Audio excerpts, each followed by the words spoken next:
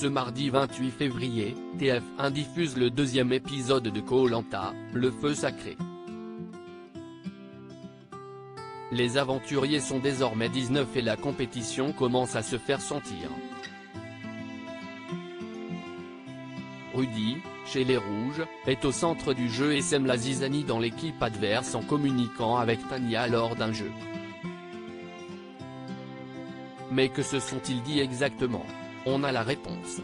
Alors que la semaine dernière, l'équipe des Jaunes s'est séparée de Célia, la doyenne qui a trouvé sa sortie minable et sans honneur après 14 années à postuler au jeu de survie de TF1, l'équipe des Rouges s'est illustrée dans cette première épreuve de confort en remportant le kit de pêche tant convoité. Rudy, conducteur de métro dans le Val-de-Marne âgé de 41 ans s'est imposé en tant que dernier relayeur et en cassant les 6 cibles restantes. Il a même récupéré le pouvoir du talisman détenu par Nicolas chez les Jaunes depuis sa victoire face à Elena sur le parcours des bambous. Mais lors de l'épreuve d'immunité, ce même Rudy, décidément central en ce début de saison, est à la manœuvre mais peine à mener son équipe à une nouvelle victoire. Pourtant, Tania, la diététicienne de 22 ans de l'équipe jaune, n'hésite pas à se tourner discrètement vers lui, pour lui demander un coup de main en cas de défaite de sa tribu. Une cachotterie qui ne passe pas inaperçue au sein des coéquipiers. Koh-Lanta 2023, Rudy en dit plus sur sa conversation avec Tania mais que lui a-t-elle vraiment glissé à l'oreille? Juste après le jeu, elle m'a dit qu'elle était clairement en danger. Je me suis dit, mince c'est chaud pour elle. Comme je vois que par rapport aux épreuves, ça pêche un petit peu et que ça risque d'être elle après Célia, la prochaine sur la sellette, note de la rédaction, je comprends que je peux la rallier indirectement à ma cause.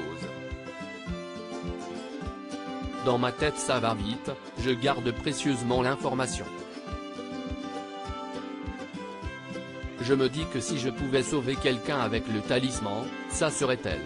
Et que forcément elle me rendrait l'appareil. Et les autres se tireraient dessus au conseil. Mon but c'est de foutre la haine dans l'équipe adverse. Nous confie Rudy. Pourtant, à ce stade, l'aventurier ignore tout des répercussions que cet échange aura dans l'équipe jaune de retour sur le camp. Quentin, le charpentier de 26 ans venu de Moselle, victime d'une terrible agression au couteau décide même d'aborder le sujet avec l'ensemble de la tribu d'épaniment.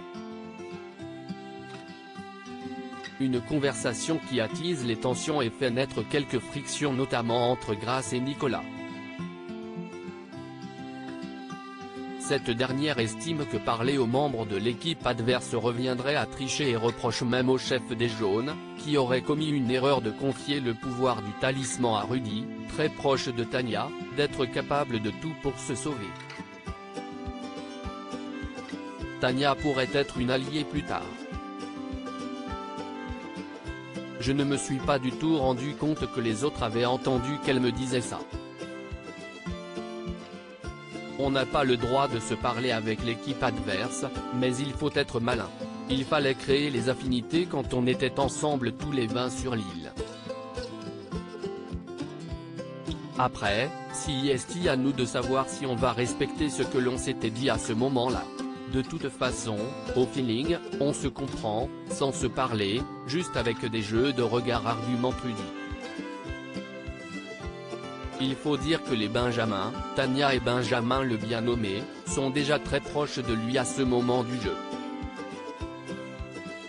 Au début de l'aventure, on a vraiment matché ensemble, on était très complices.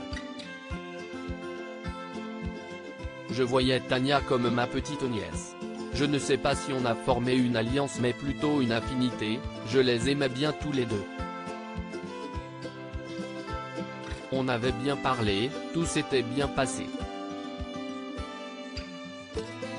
Très vite, je me suis dit qu'il y avait un coup à jouer et que stratégiquement Tania pourrait être une alliée plus tard.